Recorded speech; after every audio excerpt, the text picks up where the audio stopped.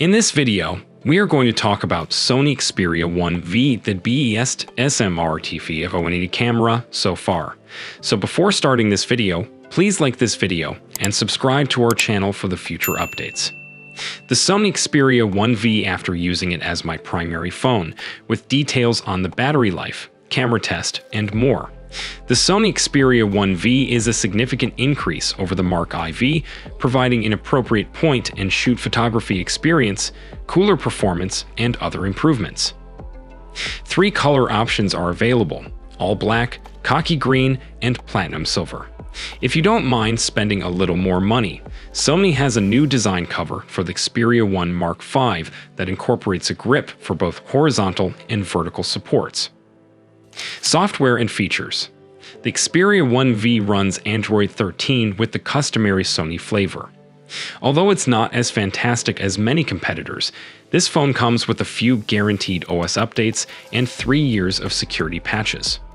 All of a sudden, companies like Google, Samsung, OnePlus, and others provide better support. I have to admit that thus far, using the Xperia 1 Mark V has been a little janky. It seems as though this monster has been sneaking you volcanic tonics or something. Though it is somewhat expected given that it is a very early pre-release gadget with pre-release software. Display. Sony Xperia 1V display. The Xperia 1V will now appeal to movie and music fans in addition to makers. The very same panel with the same cinematic 21:9 aspect ratio was utilized in last year's Mark IV, which had a 6.5-inch 4K OLED display. This is ideal for taking in a contemporary film in all its splendor or when you just don't want to leave the coziness of your blanket.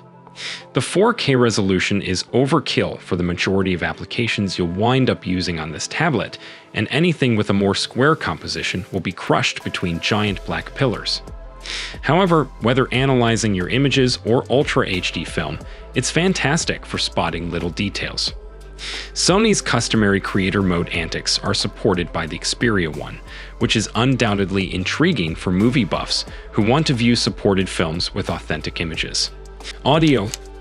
Speaking about audio, the stereo speakers on the Xperia 1 Mark V give some real hefty kicks. Performance and gaming. Sony Xperia 1V performance. Now, instead of the Snapdragon 801 chipset that made the Xperia 1 from a year ago an all-too-effective hand warmer, Qualcomm's more recent 8 Gen 2 is included in the Mark V, supported by 12 GB of RAM. This significantly keeps things cooler.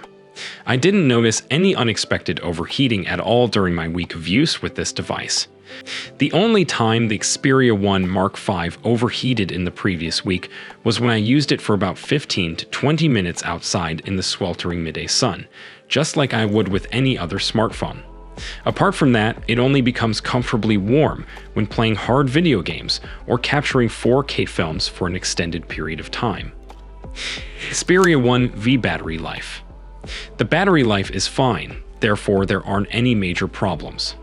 A 5000 mAh battery is once again included in the Sony Xperia 1 Mark V. On 1 or 2 times when I was really pushing the limits of camera technology, capturing literally hundreds of images and a sizable amount of 4K video in a single day, I did manage to nearly exhaust it before going to bed. Apart from that, you shouldn't have any problems retiring to bed with a little bit of battery life remaining on the phone if you use your screen for your normal 5 or 6 hours each day. Sony Xperia 1V cameras. Xperia 1 Mark V camera app.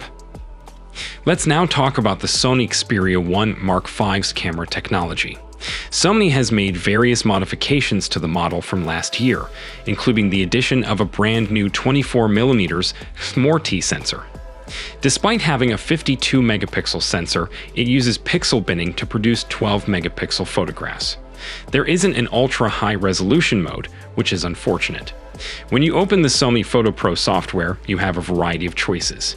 It functions in basic mode like a point-and-shoot setup, but has more functionality.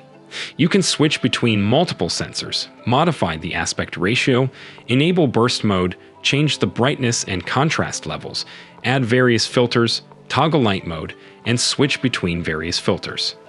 Switching to auto mode, which performs similarly to basic mode, but with a DSLR-style setup, will give you more control over your photos.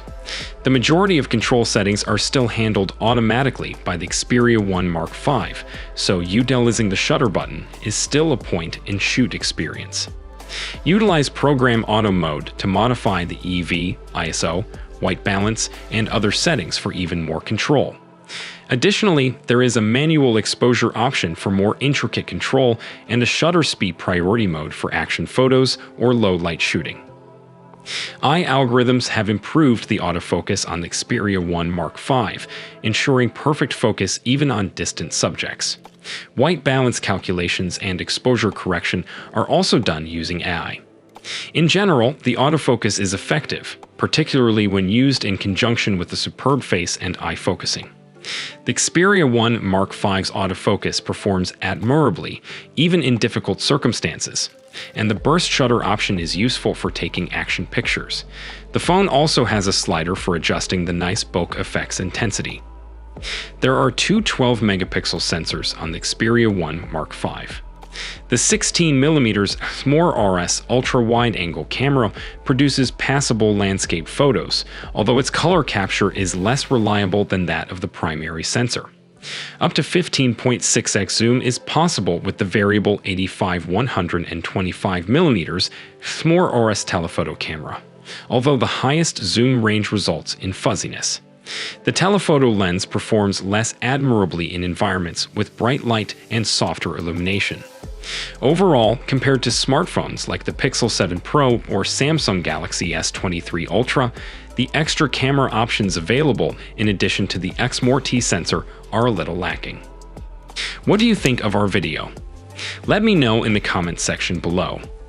If you enjoy this video and want to hear from me again, be sure to hit that subscribe button before you go. Thanks for watching.